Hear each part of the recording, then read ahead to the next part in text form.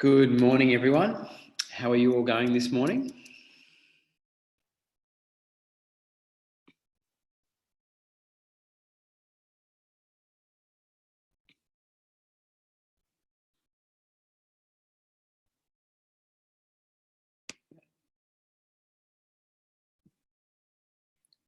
That's good to hear. Okay. This morning we're going to be going through a presentation on bottling, the final stage in the winemaking process. We're going to look at some of the pre-bottling processes and things we need to consider before we commit the wine to bottle. We'll go through a rather dry few slides on the anatomy of a typical bottling machine. Well, dry depending on your predisposition. It's certainly got very intriguing to people with engineering backgrounds. The machines are really detailed and interesting. We'll look at some of the composition and oxygen management strategies we need to do as well. And then the final part of it, I suppose, is considering what happens to the wine post bottling and making the point, I guess, that the job's not over. Even though it's in bottle, it's still some degree of management required to ensure that the wine can make it to consumers safely. Okay, let's get going. Sorry, can you hear me all okay before I go too much further?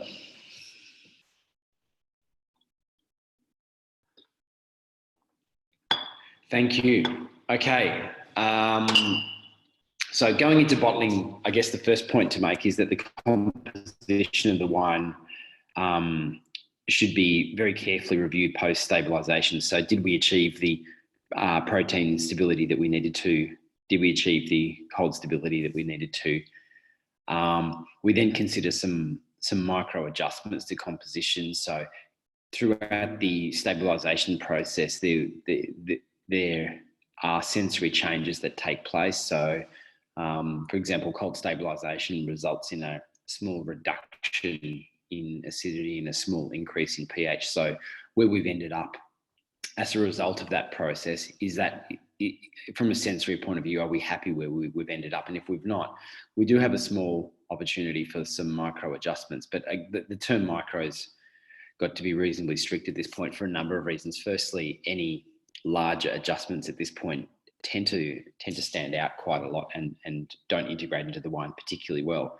But secondly, adjustments made at this point can interfere with the stabilisation processes that we've already completed. So we're limited in what we can add at this point. So in terms of acid adjustment, we can no longer add tartaric acid because the process of cold stabilisation has created a relatively stable level of tartaric acid in the wine. And if we change that, potentially we need to go through that stabilisation step again. So commonly, very small amounts of citric acid are what is used at this stage in the winemaking process. Equally, we might find that we are slightly higher in acidity than we had intended to be. And this could be for a number of reasons. For example, we might have dropped less acid during cold stabilisation than we thought would be the case.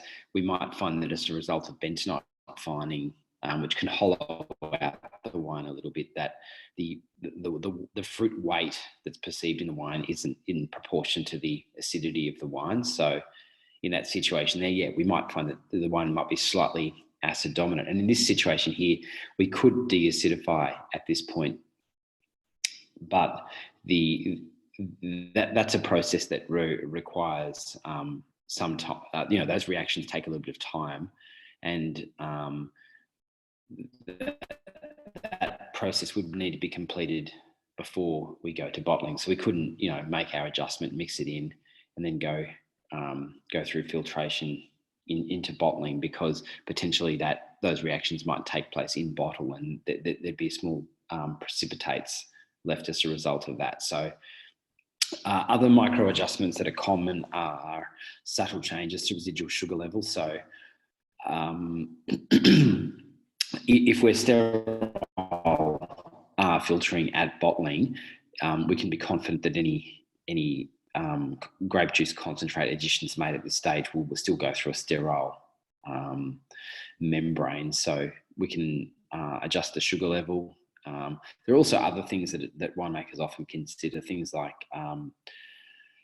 manoproteins or gum arabic that lend fatness or richness to the wine without any of the downside risks of residual sugar, and so on. So yeah, generally there's a small opportunity here to make very subtle adjustments to composition from a sensory point of view.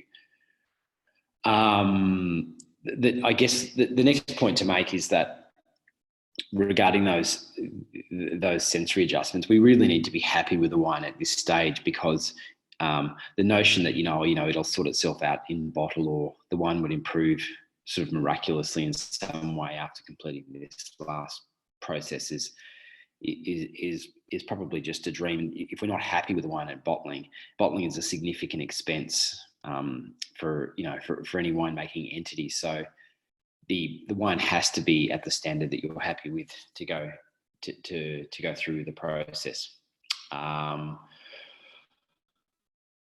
Okay, so we've talked about some of the compositional changes that have taken place as a result of stabilisation. Next, we probably need to talk about some of the composition changes that are likely to take place in bottle, so that we can have all the information we need to get those pre-bottling changes sorted. So to start off with, where some of the changes that take place in bottles. So the SO2 level will go down slightly during the bottling process, and this depends upon how much oxygen is introduced into the wine during bottling. That's a factor of how well the machine is set up, which we'll go through shortly. It's a factor of bottling temperature, and so on. So we need to have some idea as to what the dissolved oxygen pickup of a bottling line is, and then that enables us to approximate the amount of SO2 we need to allocate for that process. So as a rule of thumb, a well set up bottling line would have would probably the DO level going into bottling would be somewhere around 0.5 milligrams per litre, and that would chew up somewhere in the order of 4 to 6 parts free SO2. And if it's a really small volume, that number might be much larger, and if it's a really large number, that number might be a bit smaller. It might be down to 0.3, for example. The next thing we need to consider is the consumption window. And this is probably something that winemakers are frequently guilty for not taking into account. So when will the wine be sold? Who's drinking it? Where are they drinking it? And those things also inform our final SO2 levels. So where, for example, the wine is going to be cellared for 6 months before release, where the wine is going to cross the equator to an export market where it's likely to be cellared for long periods of time at its final destination, we would probably tend towards higher levels. And then where the wine is, destined for quick consumption in a local market, we would trend in the opposite direction for very low levels of SO2. So there's some of the compositional factors around the consumption window that need to be taken into account. I'm just going to pause for a moment and give you an opportunity to ask any questions.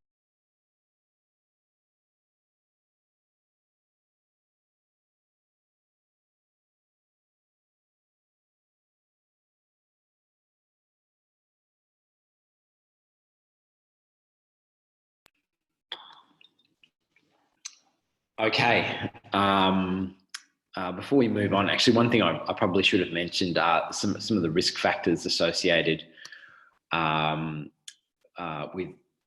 with pH as well. So, where we have high pH wines, that SO2 level might be a little higher, to take that into account as well. Okay, next. We're looking at some of the administrative tasks around bottling. And the reason these tasks are important is the objective on the day of bottling is to have a very uneventful day where everything just goes to plan and everyone does what needs to be done without incident. Where we have shortages in dry goods or caps that don't fit bottles, for example, and all these sorts of things, there's the potential for delays, or there's potential for, wine to sit on the bottling line whilst these delays are sorted out. So the aim is that the wine, once we start the process, that it occurs quite seamlessly. Okay, so some of the issues that need to be planned for are, what are we packing the wine into?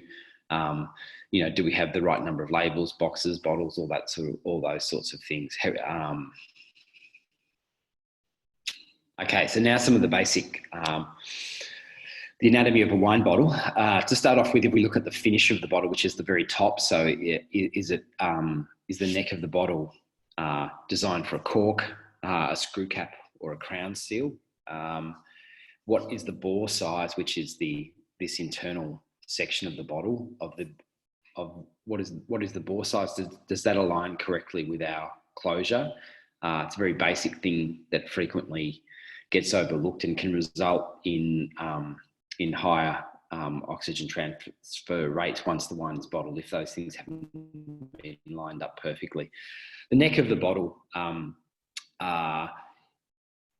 just below the finish, some of the issues that arise with the neck and shoulder in bottles can be, well, whenever a new bottle shape is created, quite often the molds might not be perfect across the entire suite of molds, and there can be variations in the thickness of the glass through these parts of the bottle. Now, these are not particularly of concern with higher weight glass bottles, but as we're trending now towards lower carbon glass, where the bottles are much lighter, the degree of precision in bottle manufacture is very important, because any weak spots in these parts of the bottles can result in the neck snapping when they're picked up by automated processors or even consumers or people in bottle shops. So inspecting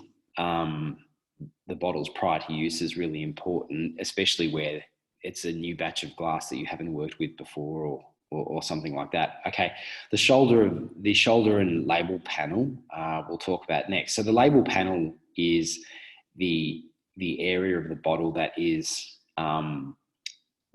flat and able to have a label applied to it in a uniform manner. So where, for example, there's a very long gradual shoulder, if the label heights aren't precisely located, you can find that the labels pinch or taper or are poorly applied because of that. So the idea is to be really conscious of where the label panel is and making sure that the labels you've ordered suit that label panel. Last but not least, there's the punt at the bottom of the bottle. As a general rule, the deeper the punt, the higher weight and higher quality the bottle, although hopefully there's a trend away from high quality and high weight towards low weight and high quality as a greater degree of precision creeps in. But generally, you'll find that lower weight glass has got a smaller punt.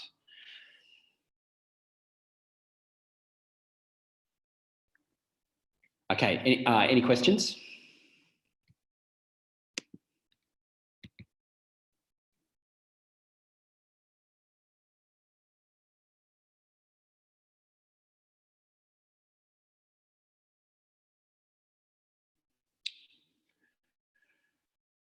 Okay, continuing on now on the bottle for another slide. Each bottle has a target fill height range, and when setting up the line, part of that setup process is to identify the fill height, which requires us to deliver at a minimum 750 mils to the bottle at 20 degrees. So the best way to be confident that we're getting that correct is to go to 751 in a measuring flask, and then pour that into our bottle and adjust the machine to that particular fill height.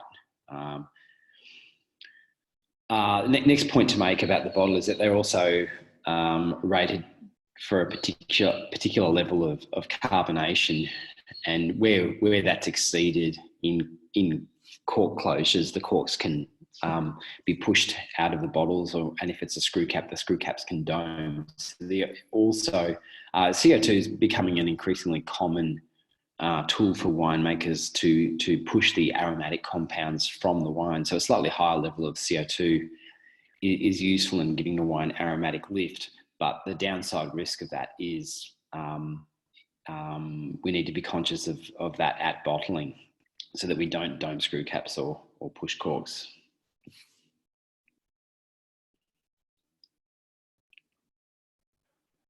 Okay, so we've okay, we're going to actually start the bottling process now. We're going to go through the process from loading bottles right through to packing box, and just talk about some of the quality assurance aspects of this process and the actual how the physical process actually goes about. So when we receive our glass from the glass manufacturer, the glass is generally palletized and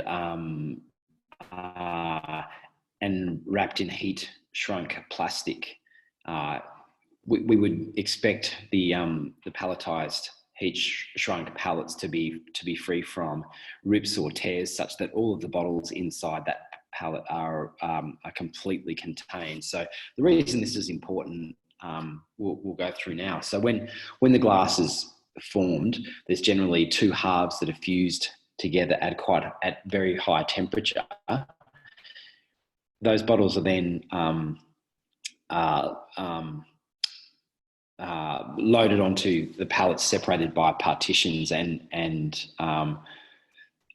cool, as they're moving through the production process. And it's for that reason there that they're very, very clean when they're made, and they should be very, very clean when they're received. And part of the reason that's very, very important is the way the rinsing head works. So the rinsing head doesn't have the capacity to clean or do anything particularly sophisticated in terms of creating a hygienic environment inside the bottle. The assumption is that the bottles that we are using are already at a very high hygienic status. So the way the bottle rinser works is a star wheel feeds a bottle onto our into this rotating clasp, which grabs the bottle and inverts it. And once the bottle is fully inverted, jets of water fire up in the bottle to rinse the bottle. So rinser is the operative word. It doesn't wash, it rinses. So if there's any bits of masonite sheet or dust or particles that can be dislodged by a rinsing process, then that would occur at this point. In terms of any dirt on the inside of the bottle, this station doesn't have the capacity to clean the inside of a bottle, and it's for that reason there that recycled glass isn't run through these machines, because there's no capacity to really clean the bottles as they move through. So once the bottle's been rinsed, the bottle remains inverted for a period of time, longer than is necessary for that water, or it's actually water and an SO2. Depends on how the line is set up and the risk associated with the wine being bottled, but generally it will be water and SO2 or water, SO2 and citric. The bottle remains inverted such that that liquid can then run out of the bottle, and then it's then returned to a conveyor belt for the next stage in the process.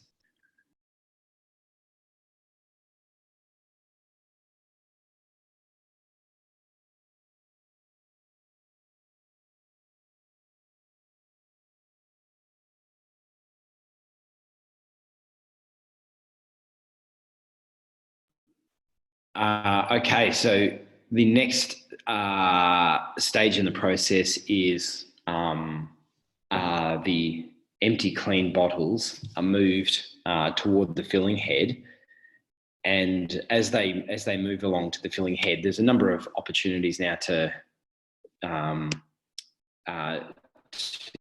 improve the consistency of the bottling, and one of them is the inclusion of a gassing head prior to bottling. And what this head does is it draws out the air within the bottle and simultaneously injects CO2 or nitrogen or whatever gas you choose into the bottle. Now, there are variations of this process now, including, for example, the entire section of the bottling machine having a continuous nitrogen gas feed, or other sections, other methods to get the same effect. But the essence of it is we want to make sure that when we're filling the bottle, we have the minimum quantity of air in the bottle. And this just works with a worm gear, taking the bottle to the head, holding it there for enough time for the head to lower down onto the bottle and complete its process. And so this is all essentially geared. We can show you a machine once we're back on campus. The gearing of it's quite complex, but when it's set up correctly, it's highly reliable.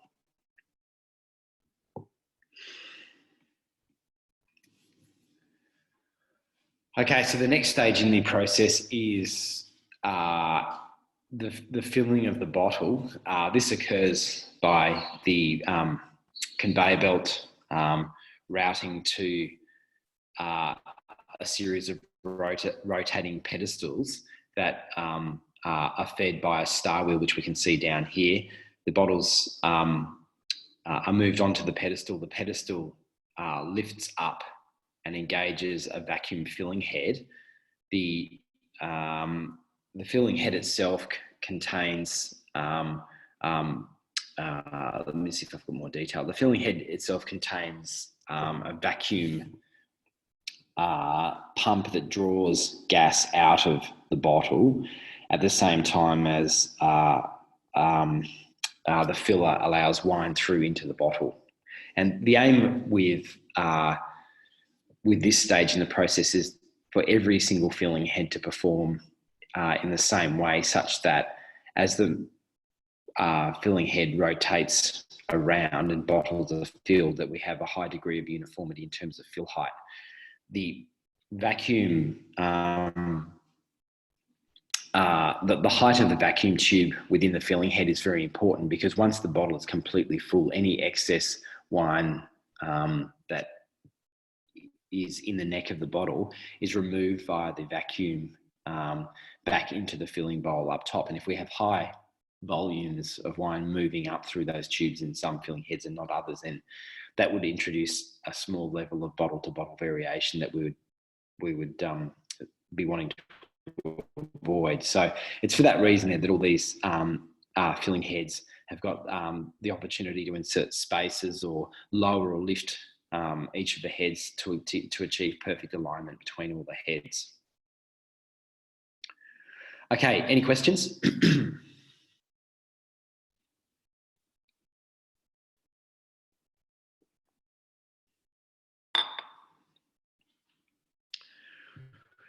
Okay, so the next stage in the process is to attach our closure or insert our closure. So here we have a picture of a screw cap spinner. So the wine comes along, so we need to position this better. So the wine comes along, the gas passes underneath the gassing head. The moment that occurs, the neck of the bottle contacts with an upended screw cap that falls onto the neck of the bottle. This metal rod that's at the center of the shot here taps the screw cap down to ensure that it's completely flush on the top, on the neck of the bottle. And then this rolling head here on the right of the screen descends onto the bottle and spins the screw cap onto the thread of the neck. So the aim with the process from when the bottles are put onto the line to this point is to have this part of the process occur over the shortest possible distance at the greatest possible speed, such that the opportunity for any variation due to time and contaminants and things like that is completely reduced. So when you see commercial installations of these machines, they're highly efficient to this point here. So the distance that the bottles travel from when the glass is put on the line to this point here is generally quite small to this point, whereas conveyor belts beyond this point can often be over much greater distances as they seek to achieve other tasks such as labelling and so on. Okay.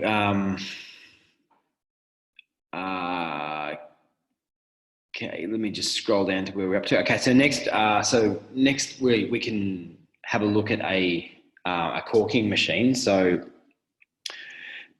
cork is quite a difficult material to work with because it's prone to dusting. It has an abrasive quality to it. Being a natural material, not every cork is the same, and it's for that reason that maintenance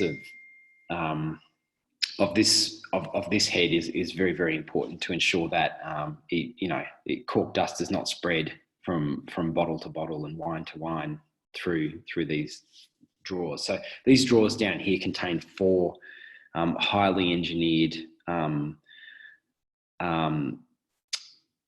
sprung compressor blocks that squeeze the cork really, really tightly into a size smaller than the bore of the bottle, and then this punch top center pushes the cork down into the neck of the bottle. So as this takes place, the cork has to slide across that stainless steel surface that can cause dust. That can sort of cause dust build up over time. And so, yeah, the maintenance of this head is very, very important. In terms of the fill height, the corks are very, very uniform in size these days. So monitoring of high fill or low fill generally occurs before this head rather than after this head. But a lot of lines might have cameras after this point just to make sure that the cork, the fill height is accurate as well. So in terms of QA, before we get to our labelling head, which we've got in front of us now, what might happen is as the bottle is being filled, there might be very small printers on the line that would print the date and time that the wine was filled. That might be necessary from a QA point of view. For example, a lot of the larger buyers of wine globally, so supermarkets, government buyers in Canada and Scandinavia and so on, they might have requirements for a high level QA program to be adhered to, and it's that capacity to print on the bottle that means that you can meet those market requirements. Okay, so next in the process might be to label the wine, but quite often on the way to the labeler, we might find that there are very small droplets of water or wine that are on the neck of the bottle that might interfere with the labeling process. So some bottling lines now have inline air dryers or use fans or use a large travel distance from the corking or screw capping head to the labeler to allow for those droplets to completely dissipate. And the reason for that is that any moisture on the label panel can interfere with label application. So if there's moisture on the label panel, the labels can skid or slide across the face of the bottle, or alternately remain in place as the label goes over them and then subsequently cause blistering in the labels. So it's really important that when the bottle gets to this stage in the process that it is completely dry. So the many variations of this station that you see in front of you. So this station here has got two. It has the ability to apply 2 labels. So we've got one label that can be applied from here and another from here. And it's generally faster to label front and back on separate rolls than to label front and back on the same roll. The operating speed is much, much faster. So most commercial bottling lines are set up front and back on separate rolls. The variations that you need to be aware of in terms of the setup and operation of this machine is the spacing between the labels has got to be large enough that the sensors, which is there's one here and there'll be another one over here somewhere, are able to detect the space in between each label such that only one label at a time is dispensed.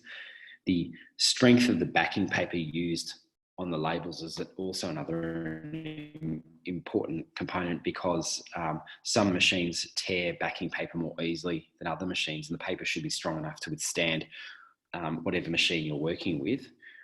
So the label threads through this section here and has an edge exposed at the end of this knife here. The sensor that's down here on the bottom right sees the bottle, causes this roller here to move in and pin the bottle against this knife and roller. This sensor here is then triggers the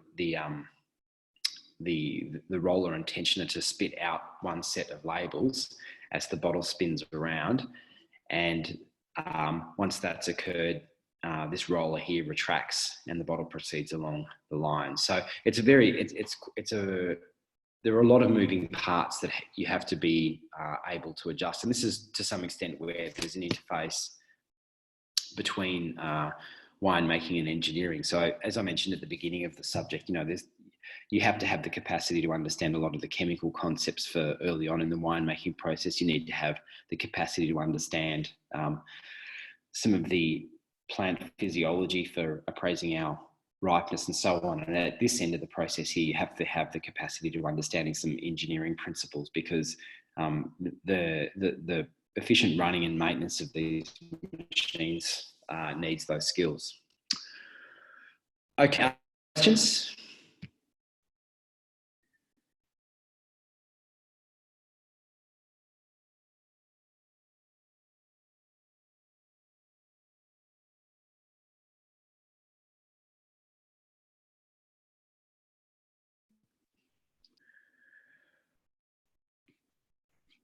Okay, so the next stage in the process after labelling, I don't have slides for, but some of the things that can occur after this is that the labelled wine might be manually or automatically put into dozens or six packs or some form of box. Generally, the automation of that process is only compatible with stand-up configurations. So where bottles are lying down in six packs or dozens, that would generally be done by hand. Those machines tend to work by ordering the bottles into very tight, even groups of 6 or 12, and then using air inflated grabs to grab the right units and drop them in pre-folded boxes. So this back end of the process is where bottling lines have got a lot of options in terms of manual versus automation. So for example, now there are box folding machines, there are automatic palletizers, there are all sorts of things like that, automatic digital printers for labeling boxes and so on, or all of those processes could be done with staff in line, packing the box, folding the boxes, inserting stickers on, and so on. So depends on the scale of the machine for this back part of the process. The next part, which I didn't mention at the very, very beginning, was, for example, do the boxes, what configuration of boxes do you need to fit the particular pallets you're working?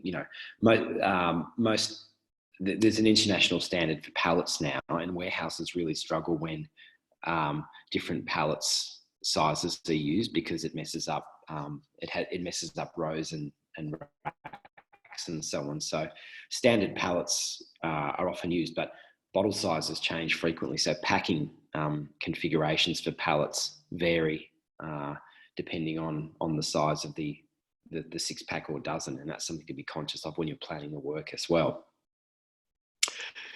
Beyond that, the there would be a QA check at the end of this process to ensure that, firstly, the packaging side of things has been consistently performed, although that would also be monitored in line. And then secondly, you would seek to check your free SO2 and your dissolved oxygen levels, and potentially your microbial stability as well, if you've sterile bottled. So if you had sterile bottle at this stage, you would seek to determine that the wine was in fact sterile at the end of the bottling process by plating up some wine and examining those plates to ensure that they were free of, well, I think the target is 0 colony forming units if you're going through a sterile membrane. And the other things that might be checked as well, although ideally, again, they'd be checked as prior to the process completing fully, is, for example, if you've connected up with your bottling line, you would very well you would expect 0 dilution from any water in the filling head or filter housings, and to that extent, you would expect to see the same alcohol as what was in tank as what you find in bottle. And these are the sorts of things that would get checked along the way, but equally at the end before the wine was warehoused. The next stage would be then to dispatch the wine to a stable temperature warehouse. So the ideal bottling temperature is somewhere in the order of about 14 to 20 degrees. So the average temperature is probably slightly warmer than what your ideal warehousing temperature. So the aim would be to complete the next stage reasonably promptly as well, just to ensure that there's no further warming of that stock, because the thermal mass of wine in bottles means that it doesn't change temperature particularly quickly. So the aim would be to try and start the process of bringing that temperature back down again to ideally less than 16 degrees. I should also note, though, that there are very few warehouses that consistently achieve that in Australia at the moment. Certainly down the southern states there are, but if you go to Western Australia or Queensland or even Sydney for that matter, there are very few wine warehouses that would meet that quality criteria. And then if you go further afield and look at some of Australia's significant wine markets, China, Singapore, Northern Europe, there's a huge range of warehousing scenarios across there. So the wine, I guess one of the main themes of this lecture is to make sure that the wine is ready for those wide range of scenarios. Okay, any questions?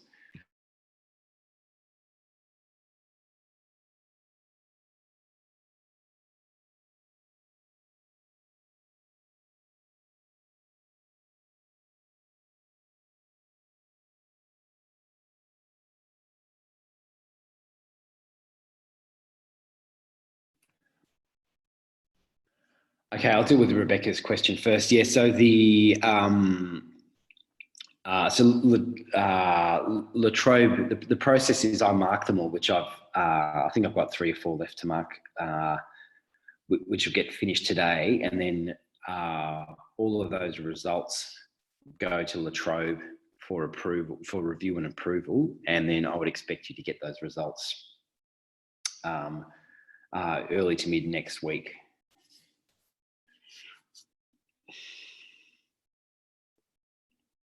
Okay, now to Luke's question. So that's a good question, because not every winery has a bottling line. It's becoming increasingly common in Australia to have as the cost of small lines come down, but traditionally bottling lines were very, very high cost items, and most small wineries didn't have a bottling line at all. So the options were to have a mobile line come to the winery, and I guess that's something that Australia pioneered globally, is to mount a bottling line on a semi-trailer and move it from winery to winery. That's a great way of avoiding having to move wine. But as the quality of winery work has come up, we're finding that wine can be moved great distances with very small pickups in DO, and it's for that reason that there's a lot of static lines all over the country too, where wines are dispatched to. And to dispatch those wines, they would most commonly go in tankers. There's quite a large number of companies now that have got tankers that drive all over Australia, moving wine from one place to the other, and they've got, you know, almost they've almost always got a combination of small tanks that equal your total volume requirement, or a large tank that matches the volume that you have, and they would just try and schedule that tanker being available to your winery at the time that you need it. And that's as a cost, it's relatively small compared to the bottling process itself. But as I mentioned, the cost of bottling lines are forever coming down. So northern Italy is full of little factories that make very, very good little monoblock fillers. And now there are a large number of Chinese manufacturers that are also making very small, compact, palletizable bottling lines that are much, much lower cost than they used to be. So my feeling is that it's what's going to happen in the future. I mean, I think because it's such a large capital item, and it's relatively underutilized, it's hard to imagine there being more uptake of bottling than where we already are now. So if you took the largest group, if you like, grouping of wineries, I think is between 100 and 1,000 tonnes. If you looked at that sort of grouping of Victorian wineries and said, okay, how many days a year do those wineries need to bottle? They probably only need to bottle, less than a dozen days a year. So you would essentially have an asset, that might cost between $100,000 and $200,000 sitting there idle for, 340 days a year. So it's hard to imagine there being a greater uptake of that than there already is, because just the capital utilization is so poor. Whereas if you look at, what's happened in the past is a larger winery in a particular area might buy one of those machines and then use it to service some of the smaller wineries in the area to help pay that machine off. And so I think that pattern will probably continue. And the other thing that is a big part of this equation as well is where you bottle determines, your next cost. So it's a lot cheaper to move bulk wine in a tanker to a central location than it is to move pallets and pallets of glass, to the edge of the desert. If you take Mildura or the Riverland to be that location, and then move all of that stock back to market. So where you choose to bottle in the end, once there is a price on carbon, will have a huge impact on cost, because shipping something to Australia, then trucking it, 500 kilometres or 1,000 kilometres, along with, boxes and screw caps and so on, and then warehousing it in that location, which is, hot and expensive, and then trucking that back to the city once there's demand to either sell it domestically or load it out at the docks, has a huge, huge footprint compared to, for example, sending a relatively smaller volume and weight of wine to a location that has logistical capability. And that's where the urbanisation of winemaking is an interesting topic, because if wine is bottled in market, which is a growing trend, then that footprint is delayed until the demand exists. So one thing that's happening a lot now is countries like Canada and Scandinavia that have got more sophisticated markets, they're looking at the footprint of the products they buy, and they're requiring partner wineries to bottle in country. So you might win a tender to supply, the Ontario Liquor Control Board, and you would ship the wine to Ontario. This is in some situations, not all, and bottle in market. And the footprint of that is far, far lower than shipping glass from either China or Europe to Australia, bottling it in Australia, and then shipping it to Canada. And so, I think these are the things that are happening in the future, and it's certainly positive.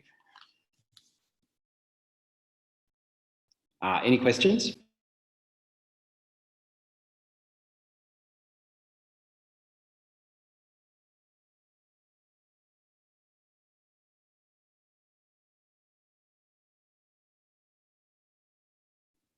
Okay. What I wanted to do now was just to quickly go through the marking rubric for the last, or for the second assignment, such that you've got plenty of time to consider how your assignment's going and make changes. Okay, so the key part of this assessment item is to, if we look at where the weighting is, what we're asking you to do, let me scroll right down to the rubric, is as with the first assignment, provide a good introduction that introduces the concepts quite succinctly in an engaging way, such that the reader wants to continue reading. I think this is a really basic point about scientific communication, is that when you've got more complex information to convey and share, there's a greater, there should be a greater impetus on making that communication as enjoyable and readable as possible, because otherwise you're not going to be successful in getting that information across. So it's got to be entertaining for the reader. Okay, to start off with, then next we move on to an assessment of the fruit. So for your demijohn, what was the fruit like? You know, have you formed some opinion as to what the fruit was like? And again, because of this corona mess, you haven't been as involved with these early stages in the process. So as with that first assignment, what I'm asking you to do is, you made some observations from going through and seeing that fruit in the winery. You've got to do as much as you can with those raw observations you can. So if there's some piece of information missing, you can state some assumptions and demonstrate your learning around those assumptions. So the aim is to show what you know. Okay, next is, wine style selected. So you might have started off with a particular vision for your demijohn, or none at all, but over time, you can reflect upon what's happened. So even if you didn't have a really firm idea of what the wine style was at the beginning, you can now look back and say, okay, because I did this, this, and this, the style was sort of, was set by those particular early decisions I took. I didn't really understand what I was doing at that point in time.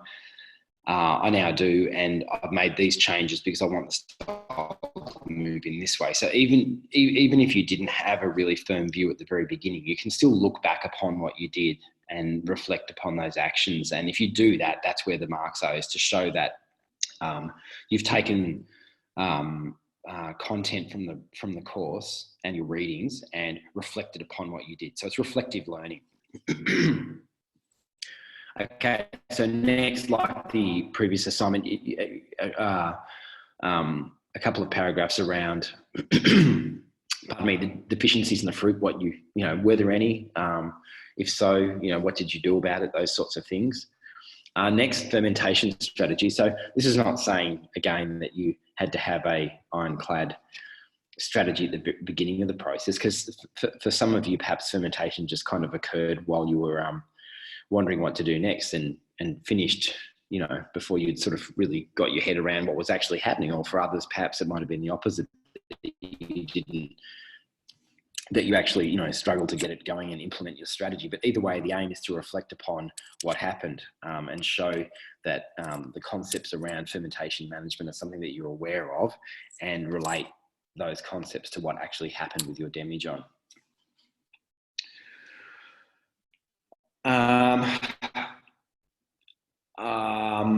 Crushing and pressing, that's probably really relatively overweight in terms of marks compared to the whole process. So,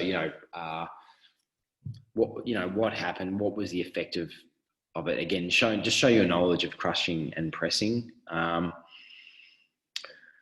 Wine movements, talking about what you did, why you did it. So rationale for what you did.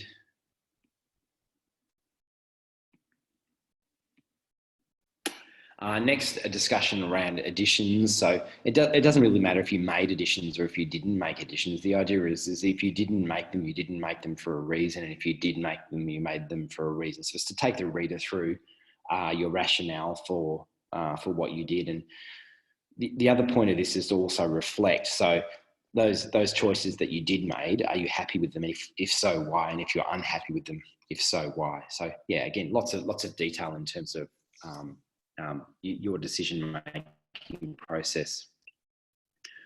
Now, the chemical and organoleptic analysis is going to be a little problematic because you haven't had the opportunity to go into the laboratory and complete analysis on an ongoing basis. Hopefully, some of you have been able to complete basic analysis at home from time to time. But I think what we have to do with this section here is ask that you approximate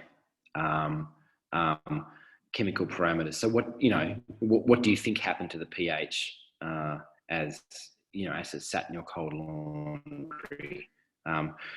And make an approximation of what you think the chemical change in that wine was at that time. And likewise, the organoleptic analysis. So hopefully you've been tasting your Demijohn every week or so, or 10 days, whatever, or whatever. When you did you make notes? What were those notes? What did you taste? How did the wine change, and so on? And they're the sorts of things we're looking for in this section here. Pardon me. Okay, so finally, conclusion. So tying it all together, you're not introducing any new material here. You're highlighting all of the major points. So what defines the wine that you've made? What defines the process that you ran? And highlight on those things. So the less significant details of the report are not what you highlight at this point here. You take the major formative steps in the process and you recap those together. And that's the aim of that point, the conclusion there. Then finally, there's a whole bunch of marks for complying with academic standards. So is it clearly written? Is the formatting readable? Are the graphs properly labelled? Have you followed Harvard referencing? Are your in-text citations correct? And so on. And this is a really easy way to pick up a bunch of marks. So even if your content is not as strong as you would like, if you've been able to meet this basic academic standard, you just get a whole stack of marks for showing up. And the other point I want to make with this section of the rubric as well is that being a first year subject, if you can get really good at these things as a matter of course now, it will help you for your whole degree in terms of picking up that, the first 20% of marks that are tied to a lot of assessments. So just get really good at Harvard referencing, reading what you've written, and making sure that it's accurate, clear, and well referenced. Okay, any questions?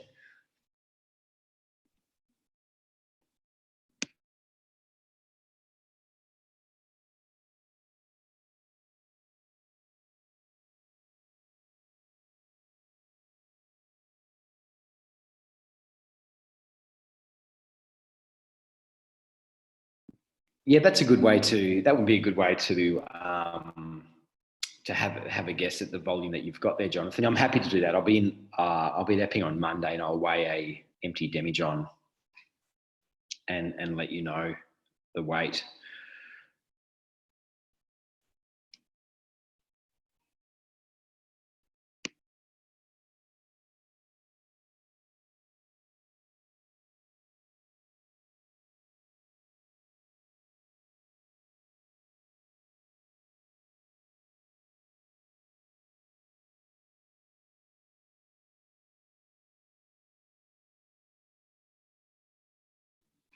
There's not, Luke, and the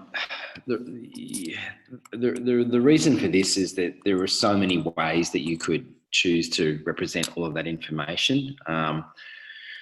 You could do it as a diary format. You could do it as a laboratory style report. You could do it as a sort of a giant 3D online. There's so many ways that you can represent all this information. I really don't want to be stifling in terms of how you represent your creative endeavor. The main point is about the standard of the work. So are the ideas well expressed? Have you referenced external ideas, etc.?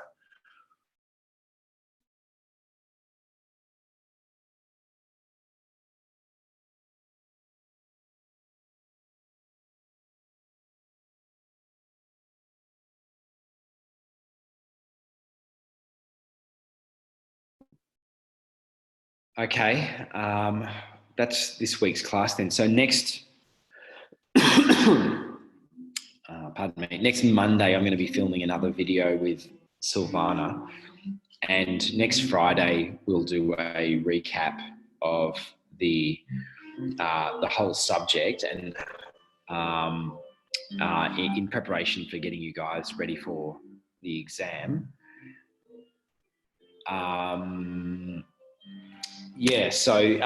Just please keep in contact. If there's anything that you need or anything that's worrying you, keep in contact. I know it's very difficult trying to complete this in isolation. So yeah, I think just use the fact that you've got a network. Keep in touch and let me know if you need anything. Thanks, everyone.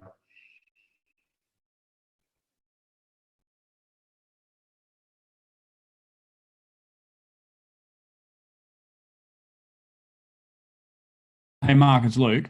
Um, when do our wines actually have to be delivered to um, the university? Is it by like the due date? So let's say like Wednesday the 3rd. Do we just send it in with our assignment, or are you not actually expecting to get the wines in by that date?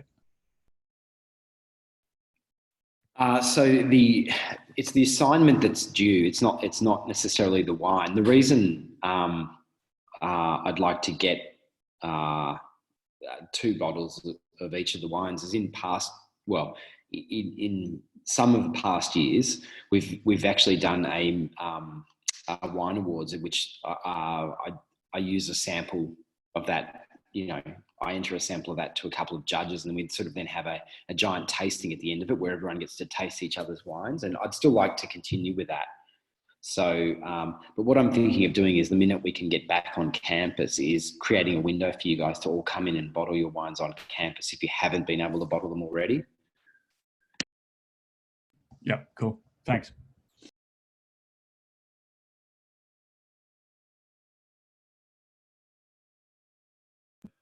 Oh, I wish I could answer that, Jonathan. I mean, yeah. I, I mean, it's tea leaf reading, isn't it? I mean, the Premier was saying the other day that, this 2 weeks of 2 week testing window is nearly complete. I think it was due to be complete on the 11th, and then there's going to be analysis of the data. So I would hope that, as I would hope that, say, by we'd be able to get back on campus by the 20th would be amazing. But I'm getting zero from the institute on this. Like, I don't think they're getting anything from the government. So there's just no information apart. We're all just totally guessing, really. So yeah, we're just waiting on the state government to give us some indication.